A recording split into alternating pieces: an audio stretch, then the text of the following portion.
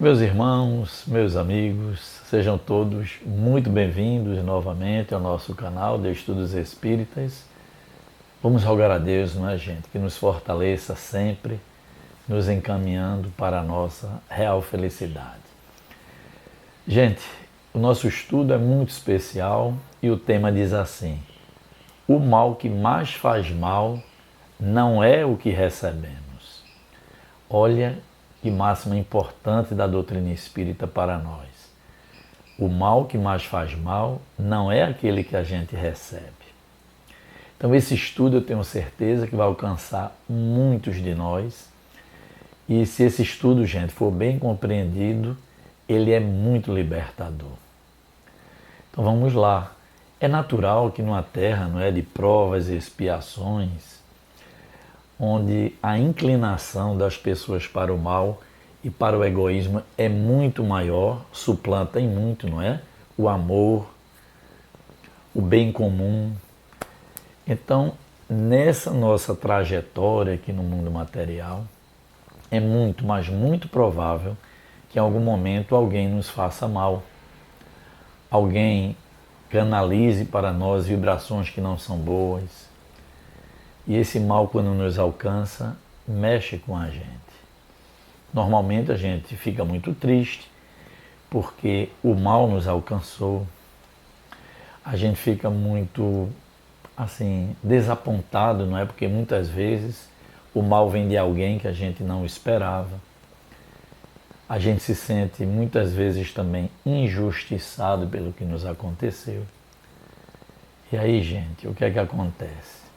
Normalmente, a gente tem aquela inclinação ao revide, não é? A tentar fazer igual a esse mal que fizeram com a gente. Mas nós não podemos esquecer de uma grande máxima de Jesus que diz assim, veja que ensinamento: a cada um será dado pelas suas obras. Isso. Cada um de nós é exatamente responsável por aquilo que nós praticamos, não é? Então vejam bem, dizem os espíritos assim, que quando nós praticamos o mal, a responsabilidade, gente, pelas consequências que advirão, elas serão todas nossas. Mas quando o mal é praticado pelo outro, a responsabilidade passa a ser dele. Então veja o que nos ensinam os espíritos amigos. Recordemos que o mal que verdadeiramente nos fere não é aquele que nos alcança de fora, mas o que permitimos florescer dentro de nós. Meus irmãos, é justamente isso. O mal que mais faz mal não é o que a gente recebe, é o que nós deixamos florescer em nós e que nós praticamos. Isso. Veja a fala dos espíritos superiores. A consciência tranquila é um estado da alma que nos transporta às faixas superiores do pensamento e da felicidade. Por isso nos diz a espiritualidade amiga: é muito melhor ser o ofendido que o ofensor. Será que nós raciocinamos dessa maneira?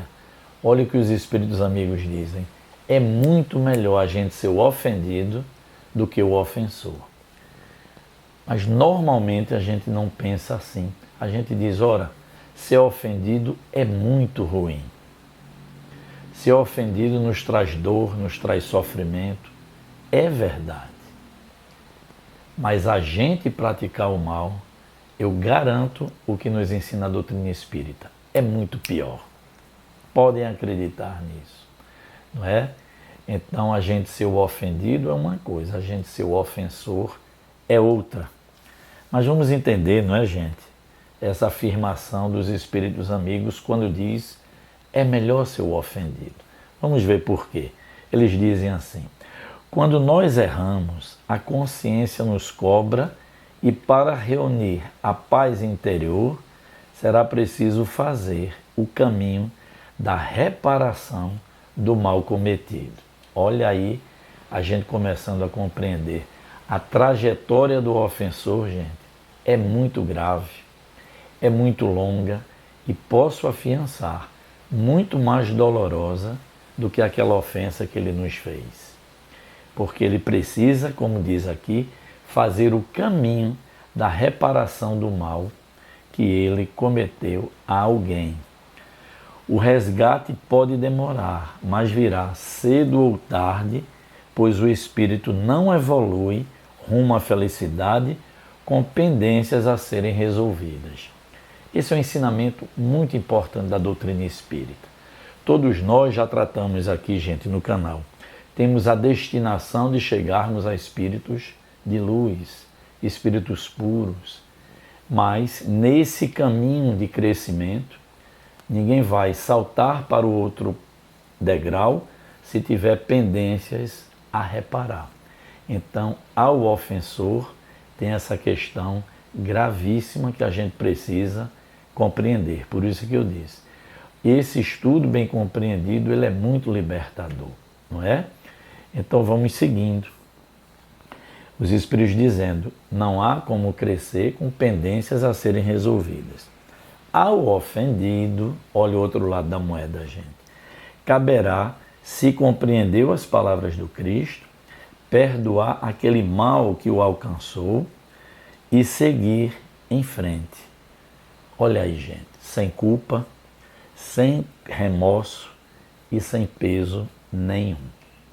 Veja a diferença, não é? Ao ofensor, culpa, remorso, vibrações muito densas, e onde ele estiver, ele será arrastado por essas vibrações, porque a consciência há de lhe cobrar, cedo ou tarde, esse mal que ele praticou. Ao ofendido, é perdoar, segundo recomenda o Cristo, e seguir sem culpa, sem remorso, sem dor e com leveza. Então veja, fica a indagação agora, gente. Se é tão mais vantajoso, como nos prova aqui a espiritualidade amiga, pode parecer no primeiro passo difícil, mas é mais vantajoso. Você perdoa e se liberta. Ao ofensor, não. Ele pode até arrepender-se do que fez, mas vai ter que seguir aquele caminho que falamos, da reparação do mal cometido, gente. E aí vem essa indagação da espiritualidade. Se ficou claro que é vantagem, não é? É muito grande para aquele que for ofendido, por que então não tomamos essa conduta de perdoar naturalmente? Gente, é preciso a gente refletir um pouco em cima disso. A espiritualidade vem nos mostrando, né?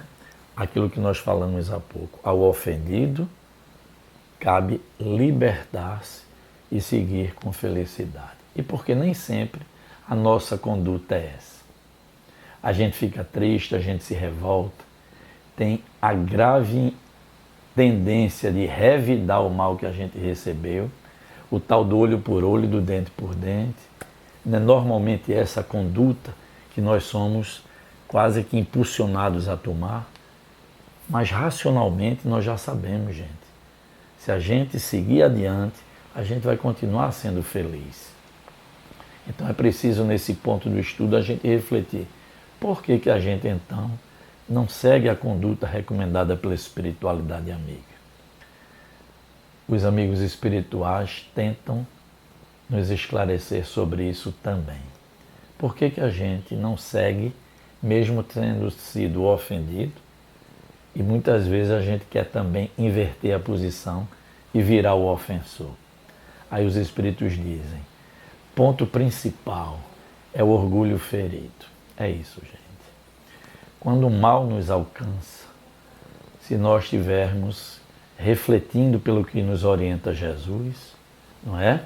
Quando ele diz, olhe, cuidado, cada um será cobrado pelas suas próprias obras, ou reconhecido, não é isso? Dizendo que nós temos a nossa responsabilidade. Mas a espiritualidade diz isso. O que é que nos impulsiona muitas vezes ao revide? É o orgulho ferido, gente. Ou então aquele sentimento de injustiça, não é? Eu fui injustiçado, alguém me fez um mal e aquilo foi um ato de injustiça. É fato. Na grande maioria das vezes, quem faz o mal, ele é um grande injusto na realidade, mas sobretudo um grande enfermo da alma também. Porque quem está feliz, gente, quem está em paz interior, não ofende o seu semelhante. O ofensor tem essa característica. É um ser que não tem paz interior e, sobretudo, é injusto. E a espiritualidade diz que outro ponto nos impulsiona a também querer ser o ofensor. Pouca compreensão da lei de causa e de efeito, gente.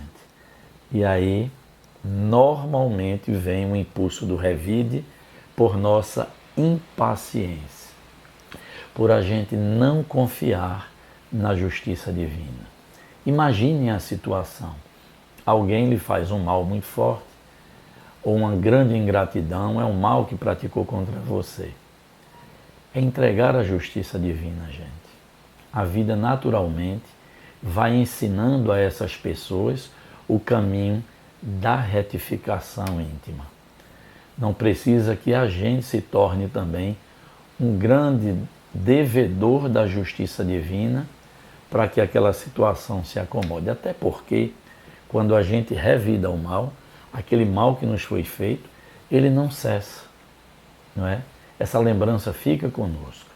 Então, na medida em que a gente se liberta desse peso, aí sim a gente segue feliz.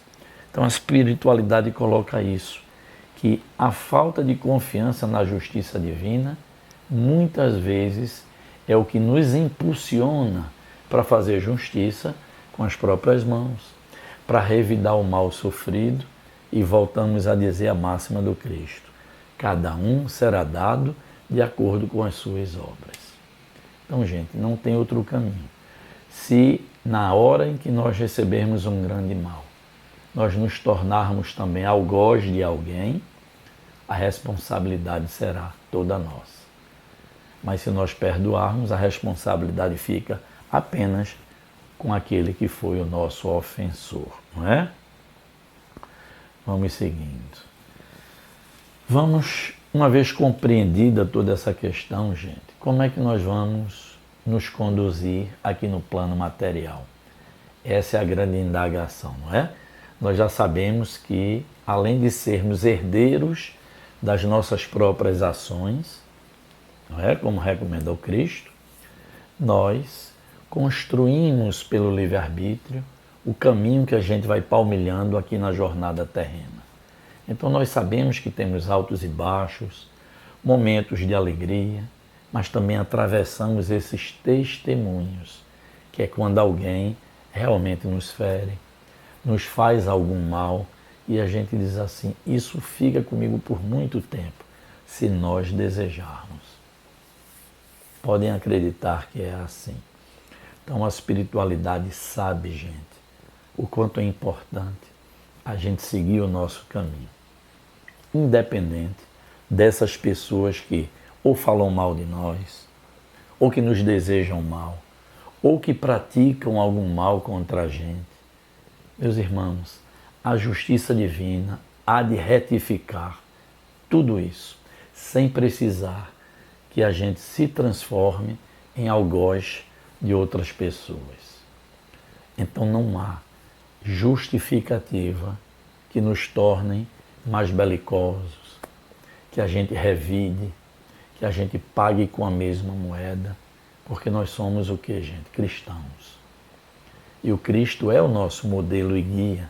Ele já nos orienta, como disse a Pedro: Pedro, não importa quantas vezes alguém praticou mal contra você, perdoe incondicionalmente, independente, dizia o Cristo, do tamanho da ofensa. Olha aí, gente, esse é o ensinamento que nós devemos ir perseguindo passo a passo. E aí, como agir na nossa jornada terrena, compreendendo, não é, esse ensinamento de hoje, que o mal que mais faz mal não é o que a gente recebe, mas aquele que nós deixamos brotar dentro de nós e que gera consequência muito séria, principalmente no revide. Aí eu fui buscar a orientação do Espírito Emmanuel. Essa sugestão, então, como nos conduzir na pátria terrena quando estamos sujeitos a alguma ofensa, algum mal que alguém pratique contra nós. Diz assim Emmanuel: a injúria recebida pode tocar-nos a sensibilidade, mas é passageira. Entretanto, o ressentimento cultivado transforma-se em sombra persistente na alma. Olha aí a reflexão. Quem sofre uma ofensa e aprende a perdoar, liberta-se. Mas quem guarda mágoa, aprisiona-se ao próprio sofrimento. É uma verdadeira prisão, gente. Não vos preocupeis, portanto, com o mal que vos fazem, mas vigiai o mal que possais fazer ou conservar dentro de vós. Olha a fala de Emmanuel, gente. É preciso que a gente se preocupe com o mal que a gente possa praticar. E perceba que é assim, gente. Quando nós sofremos algum mal de alguém, as sugestões infelizes chegam rapidinho à nossa mente. Você deveria revidar. Isso não pode ficar dessa maneira. Isso foi injusto. Essa pessoa não tinha o direito de fazer isso com você. É fato. Mas o que vem depois disso só depende da gente. Não é? Então Emmanuel diz isso. A gente deve realmente nos preocupar. Qual deveria ser o alvo de nossa preocupação? Não é aquele mal que a pessoa fez contra nós. É o que nós poderemos praticar.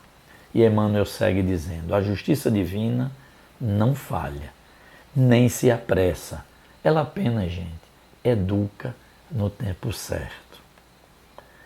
E enquanto aguardas por ela, tende a coragem silenciosa dos que escolhem o bem, mesmo quando incompreendidos.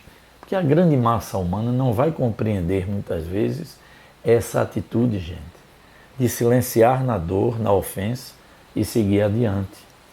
Diz Emmanuel: perdoai, não porque o outro mereça, mas porque a paz é um direito vosso. Veja que coisa profunda, gente. Sigamos assim, confiantes, sabendo que nenhum gesto de amor se perde e que toda consciência em paz é luz no caminho da felicidade. Que Jesus nos fortaleça hoje e todo sempre.